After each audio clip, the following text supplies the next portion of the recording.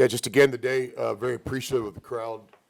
Again, students aren't back yet, but had a lot of Ole Miss students support the team, noon game, so we're very appreciative of the attendance, and just can't thank them enough. You know, guys are talking about it before the game and after the game, so there's definitely some positive momentum in our program right now, and it's not just all based on the scoreboard. It's a lot of things going on in the program, so as we continue to build this thing, we're just super appreciative of the fans. We look forward to our next home game here in a couple weeks with the students back in full force. But I thought it was another great crowd. You know, Matt's not into all the personal stuff, but another milestone today, career threes, top of the list here at Ole Miss. So as the season goes on, Matt's going to break a lot of milestones. But I was really impressed with his leadership this week in practice and defensively today. I thought it was one of our best efforts.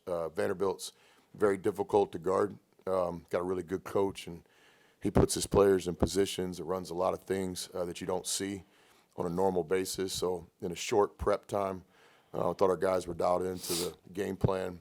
Coaching staff did a good job with this scouting report, and I give the players the credit. It was one of our best defensive efforts today. We had 5 guys playing team defense for a lot of the game, 5 guys in a stance, and that was certainly our game plan.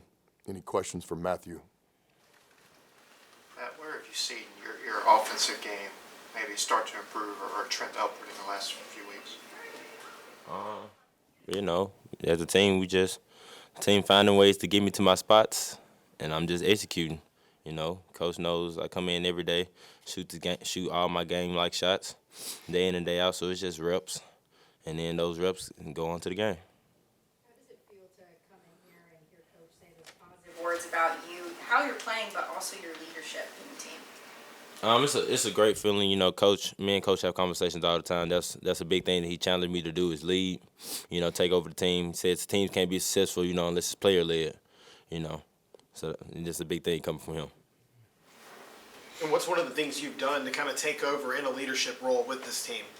You know, first off, you know, just leading by examples first, and you know, correcting guys. Sometimes, you know, when you're in the midst of practice or the game, you can't see certain things that you can see from a different position. So, you know, when you point those things out, you know, it helps the player tweak whatever the defensive scheme is or offensive game plan. And, you know, it just trickles down the lineup. Matt, I remember before the season you said one of your goals was to be more efficient. Certainly the numbers bear that out at this point.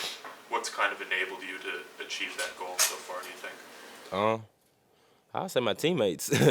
You know, they're great players. You know, they drive, create for me. Give me a lot of open catch and shoot shots. You know, like I said earlier, you know, those are shots that I practice every day in practice. You know, coach called some plays to get me in certain positions, but, you know, he has the philosophy players make plays, you know, so my credit's to my teammates. Would you say you're taking better shots than you have in the past based on what your teammates have been able to do? Oh, yeah, I'm taking a lot more open shots. Matt, you talked about your role this week in practice. Just how has the team kind of responded after a week ago? I mean, obviously what y'all done on the scoreboard, but just maybe with their practice as well, coming off that Tennessee game. You know, definitely coach challenged us in practice, you know, not take plays off. So that's been a big thing the past week. You know, always going hard. You know, if you get tired, call for a sub, but don't play the game tired. Don't be selfish. Be unselfish. You know, play for one another. Don't play for yourself. So that's been the big thing this past week.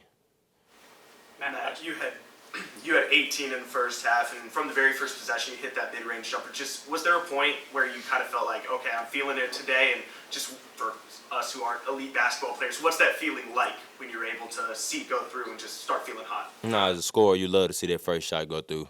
You know, so seeing that, you know, coach drew up the play, I was managed to get a wide open shot.